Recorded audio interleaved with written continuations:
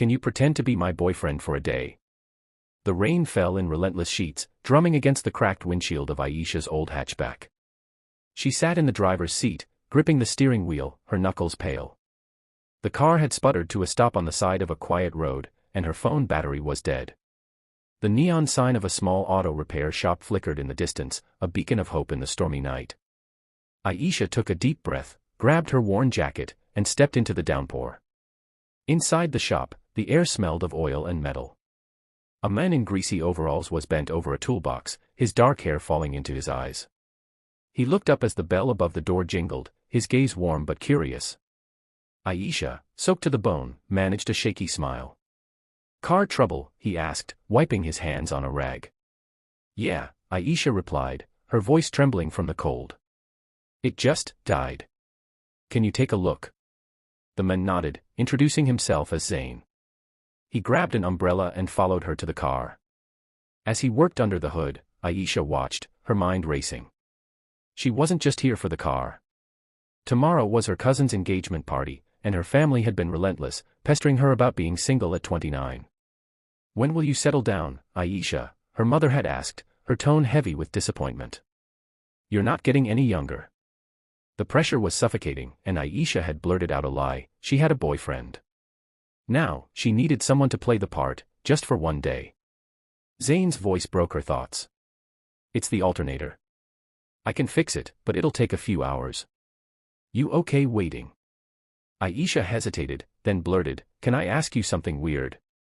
Zane raised an eyebrow, his expression amused but kind. "Weirder than a car breaking down in a storm." "Try me." She took a deep breath, her cheeks flushing. I need someone to pretend to be my boyfriend. Just for a day. There's this family event tomorrow, and I told them I'm dating someone, but I'm not, and her words tumbled out, and she braced for rejection. Zane leaned against the car, crossing his arms. "Pretend to be your boyfriend. That's a new one." He chuckled, but his eyes were gentle. "Why me? You don't even know me." "You seem nice," Aisha said, her voice small. "And I'm desperate. I'll pay you for your time, I swear." Zane studied her for a moment, his gaze unreadable. Then, to her surprise, he nodded. "All right. I'll do it. No payment needed. Just tell me what I'm getting into." Relief washed over Aisha. She explained the engagement party, her overbearing family, and the expectations weighing her down. Zane listened quietly, nodding along. When she finished, he smiled.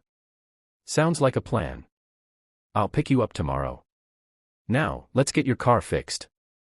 The next evening, Aisha stood in front of her mirror, smoothing her emerald green dress. Her nerves were a tangled mess.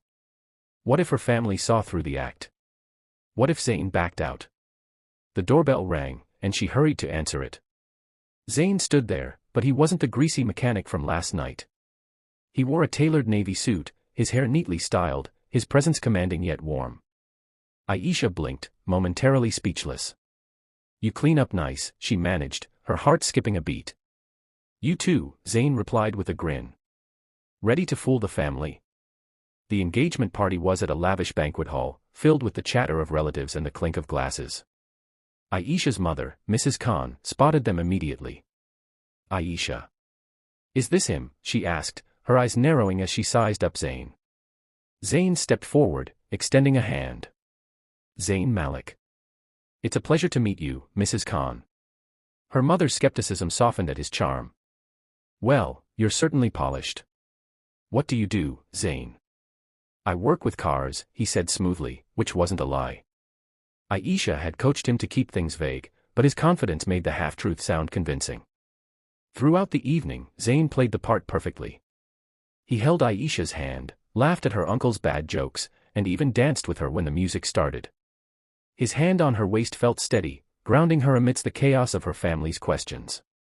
But as the night wore on, Aisha noticed something. Zane wasn't just pretending. He listened when she spoke, his eyes lingering on her with a sincerity that made her heart flutter. When her cousin teased her about being too picky, Zane stepped in, his voice firm. "Aisha's not picky. She's just waiting for someone who deserves her." The words hit her harder than she expected, and for a moment, she forgot this was all an act. Later, as they stepped outside for some air, Aisha turned to him. "You're really good at this. Almost too good." Zayn shrugged, leaning against the balcony railing. "Maybe I'm not pretending as much as you think." Her breath caught. "What do you mean?" Before he could answer, Aisha's cousin, Sarah, burst onto the balcony, her phone in hand. "Aisha, is this your Zayn?" She thrust the screen toward them, showing a news article. The headline read, "Zayn Malik, CEO of Zenith Motors, to launch revolutionary electric vehicle." A photo of Zayn in a suit, standing in front of a sleek car, stared back at them. Aisha's jaw dropped. "You're a CEO." Zayn rubbed the back of his neck, looking sheepish. "Yeah. I didn't think it mattered. I like working on cars in my spare time, keeps me grounded." Aisha's mind reeled. The man she'd thought was a simple mechanic was the head of a multi-billion-dollar company. "Why didn't you say anything?" "You didn't ask," he said with a small smile. "And you seemed like you needed a friend, not a resume." Sarah, still gawking, muttered, "I need to tell everyone," and darted back inside. Aisha groaned, knowing her family would be insufferable now. But Zayn's words lingered, warming her despite the cool night air. "I'm sorry I dragged you into this," she said quietly. "You didn't have to do it." "I wanted to," Zayn replied, his voice soft but firm. "I saw how much it meant to you. And I like you, Aisha. More than I expected to." Her heart pounded. "You barely know me. I know you're kind, even when you're stressed. I know you love your family, even when they drive you crazy. And I know you're stronger than you give yourself credit for." He stepped closer, his eyes searching hers. "I'd like to know more, if you'll let me." Aisha's throat tightened. For so long, she'd felt invisible, buried under expectations and her own insecurities.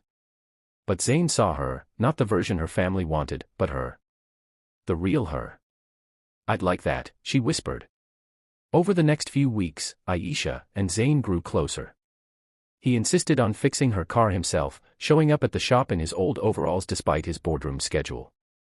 They went on real dates, coffee shops, late-night drives, and quiet moments where they shared pieces of themselves. Aisha learned that Zayn had built Zenith Motors from a small garage, driven by a passion for sustainable technology. He learned about her dream of opening a bakery, a dream she'd shelved under her family's pressure to do something practical. One evening, as they sat in a cozy cafe, Zayn reached for her hand. "You know, that day you asked me to pretend to be your boyfriend. I wasn't sure what I was signing up for. But I'm glad I said yes." Aisha laughed, her heart lighter than it had been in years. "Me too. But no more pretending, okay?" "No more pretending," he promised, his smile brighter than the stars outside. The story of Aisha and Zayn wasn't just about a fake relationship that turned real. It was about two people finding courage, her, to stand up to expectations, and him, to embrace vulnerability despite his guarded world. Their love wasn't perfect, but it was honest, built on late-night talks, shared dreams, and the quiet strength of being seen. And it all started with a broken car, a rainy night, and a question that changed everything: "Can you pretend to be my boyfriend for a day?"